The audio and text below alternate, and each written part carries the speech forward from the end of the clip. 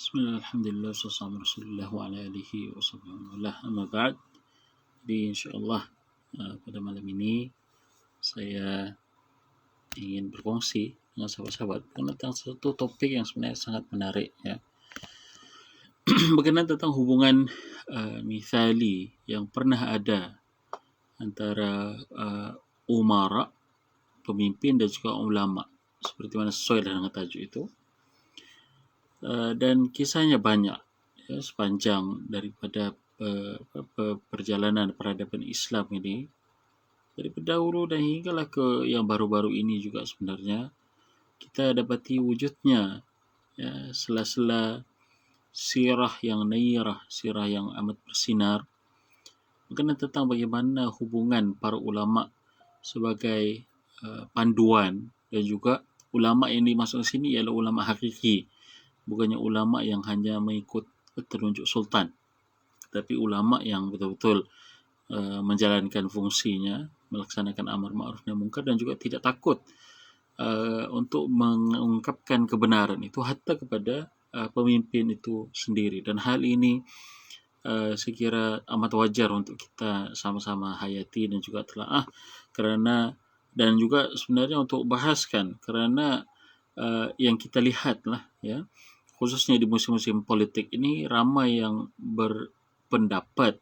dan juga melihat bahawa ulama ini seakan-akan tidak memiliki haibahnya, tidak layak untuk dirujuk, tidak layak untuk mengungkapkan kebenaran, dan ulama ini memiliki kepentingan duniawi juga. Sedangkan pada hakikatnya dalam sejarah Islam itu ulama hakiki, ulama yang kita katakan sebagai amilin ini ada dan juga ramai dan juga berfungsi, fungsional, ya, fungsional di dalam tugas keulamaannya itu melaksanakan amar ma'ruf nahi munkar kepada pemimpin. Dan pemimpin pula di sisi yang lain mendengar dan juga menerima nasihat daripada para ulama ini. Ini satu hubungan yang simbiosis lah kita boleh katakan, ya, antara pemimpin dan ulama yang wajar untuk kita renungkan dan juga fikirkan semula. Di antara kisah ataupun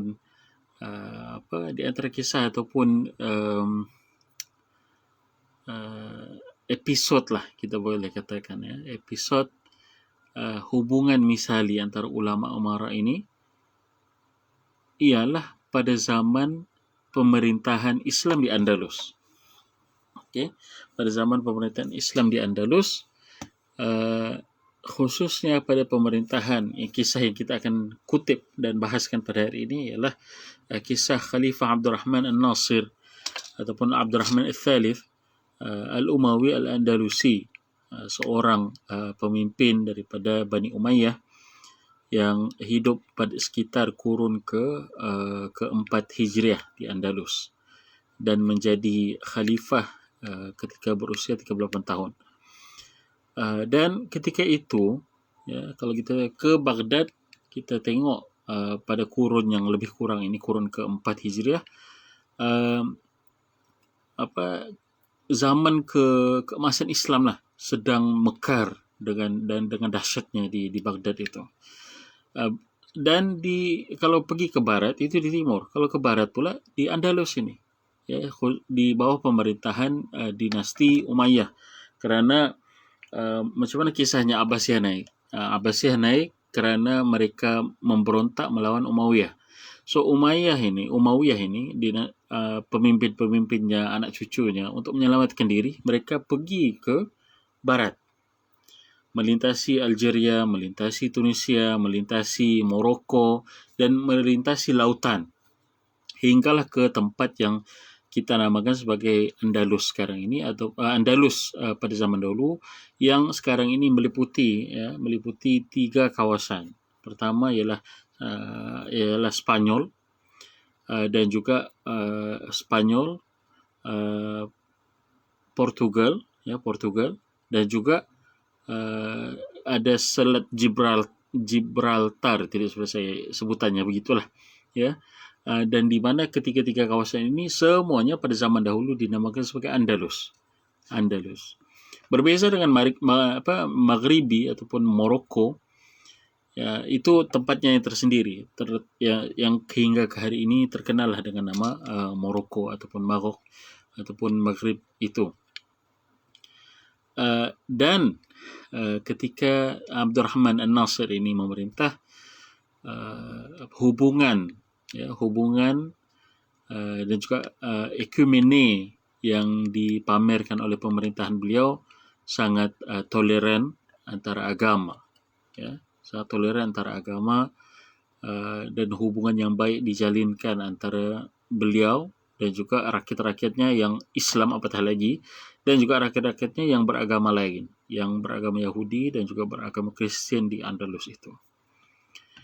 Dan pada zamannya juga beliau telah mendirikan, kerana kepesatan ekonomi dan juga kehebatan lah, ya, kehebatan Abdurrahman An-Nasir ini memerintah, kaya lah Andalus ini, ya, menjadi kaya, negara yang sangat kaya,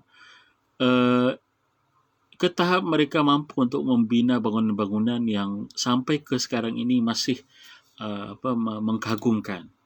Jadi antaranya ialah Madinatul Zahra, Bandar Az-Zahra, di mana bangunan-bangunan di Zahra ini dibina untuk mencerminkan bangunan-bangunan yang ada di Damsyik, bekas pusat pemerintahan Umayyah yang terdahulu. Sebab kalau Abbasiyah kan pemerintahnya itu di Baghdad.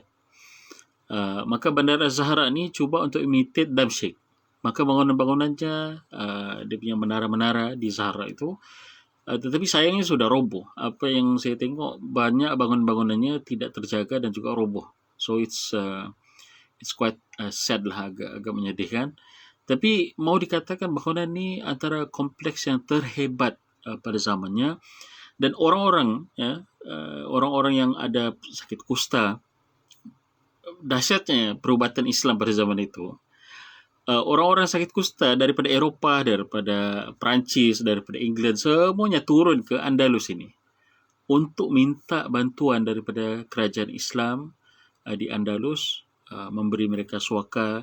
Dan khusus di Bandar Az-Zahra ini ada satu kompleks, ada satu kompound khusus, tempat di mana orang-orang yang berpesakit kusta ini ditempatkan dan juga diberi rawatan yang sewajarnya. Dan itu baru cerita tentang fasiliti perubatannya, ya. Apatah lagi kalau masjid, apatah lagi pusat perniagaan dan seumpamanya. Majulah, ya, Andalus pada zaman pemerintahan Abdurrahman An-Nasir ini. So kisahnya Abdurrahman An-Nasir ini, dengan kekayaan dan juga dengan kekuatan dan pengaruh politik yang hebat, mula mendirikan bandar itu, Bandar Az-Zahra, dan membelanjakan duit kerajaan untuk membina bandar ini dan juga untuk menghias bandar ini. Kalau kita Google bandar Madinatul Zahra itu, kita akan nampak segala macam very intricate designs, di mana dibuat bentuk kalau kita biasa, kalau bila mana kita memikirkan tentang Alhambra, kita fikir tentang Cordoba, kita akan selalu terbayang macam gerbang begitu, ya, gerbang kecil dengan desain yang merah putih dan dengan ukiran bunga yang sangat halus. Ini merupakan desain yang khusus dan juga desain yang mahal sebenarnya, bukan murah, ya. Kalau sekarang mungkin kita boleh buat dengan cetakan ataupun dengan bahan yang lebih murah, tetapi bayangkan pada zaman dahulu, maka membelanjakan duit kerajaan itu untuk pembinaan kompleks yang penting dan juga besar ini, memakan kos yang tinggi dan juga memerlukan very intricate hands on punya sentuhan, ya. Dia bukannya hanya menyerahkan kepada arkitek, menyerahkan kepada subkon, macam selalu di Malaysia ini. Tidak, ini Bandar Az-Zahra ini, Madinatul Zahra ini dibina sendiri oleh Abdurrahman An-Nasir. Sampailah ke tahap dia punya terlalu sibuk dan juga leka dengan pembinaan Madinatul Zahra ini, dia pernah tertinggal solat Jumaat sekali. sebab terlalu sibuk dengan urusan membina Bandar Az-Zahra ini. Maka masuklah karakter kedua tokoh kita, yakni Munzir bin Sa'id Al-Balluti. Munzir bin Sa'id Al-Balluti seorang alim, seorang qadi. Qadi di sini kalau dengan bahasa lainnya ketua hakim, ya. Qadi Qudat. Walaupun penamaan Qadi Qudat itu sebenarnya salah, tidak boleh. Kita namakanlah dia ataupun berikanlah dia dengan kefahaman kita ketua hakim. Ketua hakim di Andalus pada zamannya itu, Munzir bin Sa'id Al-Balluti. Alim, qadi dan juga khatib. Khatib yang ditugaskan oleh Abdurrahman An-Nasir ini di Madinatul Zahra itu sendiri. So dia tahu ada khalifah datang, ataupun bila khalifah tidak datang. So bila dia nampak khalifah tidak datang sekali untuk solat Jumaat kerana sibuk mengatur binaan-binaan di Zahra ini, maka dia tengok selepas daripada itu dia tengok, oh, khalifah datang. Maka apa dia buat? Dia berkhutbah dengan satu khutbah yang subhanallah, ya, khutbah yang spontan tapi sangat-sangat mengena dengan sikap Abdurrahman An-Nasir ini. So beliau mula membaca khutbahnya itu dengan membaca firman Allah SWT di dalam surah Asy-Syu'ara, ayat 128 hingga 135. Panjang, ya, ayat ini, tapi tidak apa kita bacakan. Atabnuna bikulli ri'in ayatan ta'bathun wa tattakhiduna masani'a la'allakum takhludun wa idza batashtum jabbarin fattaqullaha watti'un wattaqul ladzi amaddakum bima ta'lamun amaddakum bi an'amin wa banin wa jannatin wa 'uyun inni akhafu 'alaikum 'adzaba yawmin 'adzim.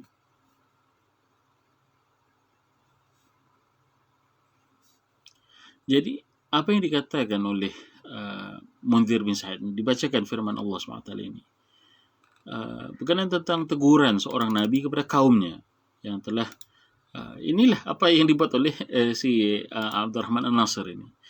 Katanya, patutkah kamu mendirikan pada tiap-tiap tempat yang tinggi bangunan-bangunan yang tersergam indah, padahal kamu tidak membuatnya dengan sesuatu tujuan yang baik, dan kamu pula bersusah payah mendirikan istana-istana dan benteng-benteng kukuh dengan harapan hendak kekal hidup selama-lamanya, la'allakum takhludun itu.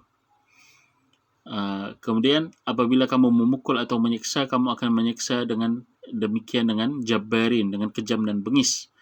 Oleh itu takutilah Allah, takutilah akan kemurkaan Allah dan taatlah kepadaku. Ini Nabi itu berpesan kepada kaumnya.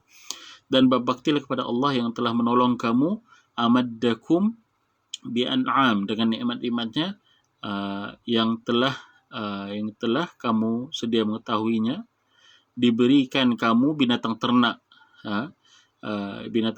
an'am, dan juga banin, anak-anak pinak yang ramai. Itu semua rezeki Allah SWT. Jadi ingatkan, wa jannati wa uyun, dan taman-taman yang indah permai, dan juga uyun, mata air yang mengalir. Inni akhafu alaikum azaba yaumin azim. Semuanya aku takut bahawa kamu akan ditimpa azab siksa di hari yang besar huru haranya. Ini Syu'ara ayat 128 hingga 135. Sangat kena dengan apa yang dibuat oleh Abdurrahman Nasir ini. Sibuk untuk membina Madinatul Zahra sampai lupa untuk solat Jumaat. Jadi apa yang dibuat? Beliau melanjutkan khutbahnya itu dengan mengecam pembaziran di dalam pembinaan Az-Zahra ini, Madinatul Zahra, dengan ucapan-ucapan yang spontan tapi menyengat, kena pada tempat dia. Ya, Abdurrahman bin Nasir pada ketika itu yang dengar menangis lalu menyesal. Hanya saja si khalifah ini bersumpah, aksam, dia telah bersumpah untuk tidak lagi solat Jumaat di belakang Munzir bin Sa'id ini. Kenapa? Sebab ini macam hukuman lah, ya, hukuman yang diberikan kepada beliau, kepada Syekh Munzir bin Sa'id ini, karena menegurnya sampai ke tahap begitu. Walaupun sebenarnya hukuman ini tidak valid, orang tegur kau dengan lapang dada dan harap engkau berubah, tapi engkau buat begitu pula kepada dia. Tapi ala kulli hal, apabila anak si Abdurrahman An-Nasir ini mengesyorkan kepada bapa dia untuk pecat Munzir bin Sa'id ni. Apa yang Abdurrahman Nasir kata? Adakah orang yang macam Munzir bin Sa'id ini layak untuk kita pecat? Ditimbulkan semua persoalan. Adakah orang seperti Munzir bin Sa'id yang mulia, yang baik, yang berilmu dipecat gara-gara untuk mendapatkan keredaanku yang telah terpesong daripada kebenaran? Ini dia iktiraf kesalahan dia. Tidak sekali-kali, bahkan dia Abdurrahman bin Nasir kata tentang Munzir bin Sa'id. Bahkan dia ini akan menjadi imam salat sepanjang hidupnya dan juga hidup kita insya-Allah taala. Subhanallah. Ya. Ini satu perkara yang saya kira sangat menarik yang berlaku dalam sejarah Islam, di mana khalifah dengar dan juga ambil iktibar daripada pesanan-pesanan yang disampaikan oleh oleh dia punya rakyat lah, dan khususnya golongan ulama, ya. Golongan ulama. Hal ini kalau kita tengok nampak macam sepele, tetapi sebenarnya hal ini sangat sukar untuk berlaku, apatah lagi pada zaman sekarang ini. Dan saya tidak mahu kiranya ada persepsi daripada sebahagian muslimin menganggap bahawa kononnya Islam ini adalah agama yang hanya untuk sultan, untuk pemerintah, dan akan mengiyakan segala kejahatan dan juga kesalahan pemerintah. Bahkan itu salah. Kalau kita tengok antara rift ataupun antara perpecahan yang terbesar yang berlaku dalam sejarah Islam itu bermula dari kerana isu amar ma'ruf nahi munkar ini. Walaupun sebenarnya isu salah faham lah, isu salah faham yang berlaku antara Khawarij dan juga Sayyidina Uthman, dan seterusnya Khawarij dan juga Sayyidina Ali, dan seterusnya Khawarij dan juga para sahabat yang lain. Khawarij yang ada pada zaman itu salah faham. Kononnya mereka mahu amar ma'ruf nahi munkar, tetapi tidak faham dengan tujuan sebenar yang dimaksudkan oleh khalifah atau pemimpin yang ada pada zaman mereka. Maka mereka memberontak. Niatnya bagus, cuma caranya salah. Niatnya bagus, cuma tujuan itu tidak betul. Tetapi amar ma'ruf nahi munkar itu bizzat, pada zatnya bukanlah satu perkara yang dilarang. Kalau tidak, buat apa Nabi SAW pesan kepada kita kan? Man ra'a minkum munkaran, siapa yang daripada kamu yang melihat kemungkaran, falyughayyirhu biyadihi wa man lam yastati' fa bi lisanihi wa man lam yastati' fa bi qalbihi wa dzalika adhaful iman. Dan hadis-hadis yang seumpama ini banyak. Semuanya menceritakan tentang kewajiban amar ma'ruf nahi munkar. Tetapi bagi pemimpin, siapa yang akan melaksanakan amar ma'ruf nahi munkar itu kepada mereka? Maka wujudnya golongan ulama ini, tabaqah yang khusus daripada kalangan ulama, ini memang dikehendaki oleh Allah Subhanahu Wa Taala. Bahkan berdasarkan tafsiran para ulama yang terdahulu juga, atau Allah atau Rasul, ulil amri minkum. Ulil amri di situ bukan merujuk kepada pemimpin sebenarnya, merujuk kepada golongan ulama yang dipatuhi oleh pemimpin dan juga oleh rakyat kesemuanya, kerana mereka lah yang menyampaikan hukum hakam daripada Allah, ini menerusi kitabnya, dan juga menyampaikan hukum hakam daripada Nabi melalui sunnah dan juga hadis. Maka ulil amri minkum itu merujuk kepada ulama sebenarnya, ya. Bukanlah seperti mana yang difahami secara mutlak kononnya itu adalah pemimpin. Pemimpin yang kita fahami dengan konteks kita sekarang inilah, betul lagi kan, pemimpin yang bukan faqih. Kalau kita pada zaman dahulu, subhanallah, pada zaman Khilafah Rashidah, pada zaman Abu Bakar, Umar, Uthman, Ali radhiyallahu ta'ala anhum, kesemuanya umara, ulama. pemimpin-pemimpin yang juga ulama pada masa yang sama. Tetapi selepas itu Allah SWT mengkehendakinya dengan hikmah yang Allah SWT lebih mengetahuinya. Allah gantikannya dengan pemimpin-pemimpin yang tidak ada yang bukan ulama. Jadi macam mana? Siapa yang akan membetulkan kesalahan-kesalahan dan juga menegur kesalahan-kesalahan pemimpin ini? So itu selalu didoakan bagi para pemimpin ini agar mereka dikurniakan al-bitanah as-salihah. Dikurniakan bitanah ini maksudnya berasal daripada perkataan batnun, perut. Tapi bukanlah perut. Perut itu dengan makna perut. Bitanah maksudnya lingkungan terdekat yang salihah, yang baik.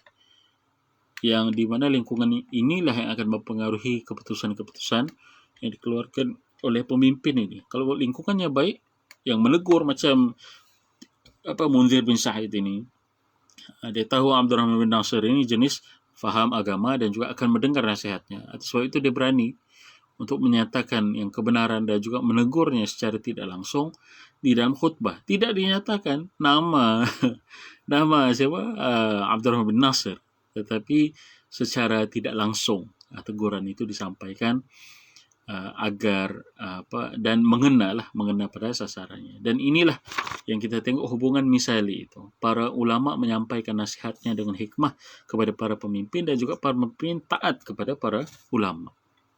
Bukannya sebaliknya. Kalau sebaliknya berlaku, para ulama yang kononnya taati pemimpin dan membuatlah segala keputusan-keputusan fatwa-fatwa yang melindungi kejahatan pemimpin, kita kata ulama ini adalah ulama su'ullah. Okey, bab ulil amri. Okey, siapa ni? Syekh Muhammad Safwan. Okey, bab ulil amri merujuk kepada ulama tu. Okey, yes. Ini seingat saya, kalau boleh refer kepada dalam At-Tabari, tafsir Tabari, riwayatnya daripada Hasan Al-Basri, tidak silap saya. Tafsir ulul amri ini merujuk kepada ulama, kepada ulama. Kalau Tabari itu mungkin tebal, refer kepada Ibn Kathir yang lebih ringkas. Ibn Kathir ataupun Umdatul Tafsir, karangan ringkasan daripada Ibn Kathir itu oleh Syekh Ahmad Syakir rahmatullah alaih. Jadi memanglah kalau kita tengok ulil amri itu orang yang memiliki kuasa, kan? Kalau kita terjemahkan secara bahasanya itu pun, bahkan banyak terjemahan yang popular selalunya merujuk kepada pemimpin. Tapi dalam keadaan ulama dan juga umara itu, siapa yang memimpin siapa? Maka yang sewajarnya dan idealnya, so itu saya katakan misali di sini, ulama lah yang memimpin umara ini.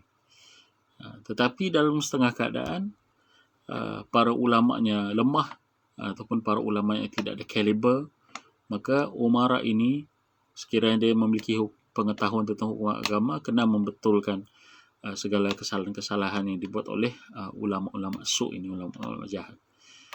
Dan kisah ulama su' ini pula banyak dalam sejarah Islam di mana mereka cuba untuk mengontrol kuasa, menggunakan kuasa, mencetuskan pergaduhan, hal yang kita tengok kalau kita tengoklah dalam sejarah, dan ini selalu juga saya jadikan sebagai contoh kisah bagaimana Imam Al-Haramain Syafi'i, beliau diusir daripada tanah asalnya, Nishapur. Kenapa diusir? Kerana ingin menyelamatkan dirinya. Kenapa menyelamatkan dirinya? Sebab pemerintah di Nishapur pada zamannya itu, ketika dia masih muda lah, sebelum dia menjadi Imam Haramain lagi, pemimpinnya di Nishapur itu apa dibuat? Dikelilingi oleh ulama-ulama su', ulama-ulama yang jahat, ulama-ulama yang taksub mazhab, yang di mana mereka ini berakidah dan akidah Mu'tazilah, dan mereka ini bermazhab dengan mazhab fiqh Hanafi. So orang yang bukan Hanafi, orang yang bukan Mu'tazilah, habis semuanya dibunuh, berperang lah. Ini perang hakiki yang berlaku, dan atas sebab inilah Imam Haramain menyelamatkan dirinya, lari ke Haramain, dan qadarullah wa masyafa'al, menjadi imam di di Mekah dan juga Madinah itu. Asalnya apa? Sebab pemimpin dikelilingi oleh ulama-ulama yang jahat ini. Ini kisahnya banyak lah kalau kita mau tengok. Tetapi yang saya berkongsikan pada hari ini ialah hubungan misali itu, di mana para ulama menegur dan juga memperbetulkan kesilapan-kesilapan para umara dengan cara yang berhikmah. Ada keadaannya perlu dengan cara yang direct, ada keadaannya perlu dengan cara yang berkias, seperti mana kisah Munzir bin Sa'id ini. Dan cara yang direct itu banyak ya juga. Kalau kita tengok dalam sejarah kisah Muawiyah radhiyallahu taala anhu, banyak kali ditegur secara direct ketika dia berpidato di depan rakyatnya. Tiba-tiba datang seorang tabi'in, Abu Muslim Al-Khawlani, tegur, ini tidak betul Khalifah.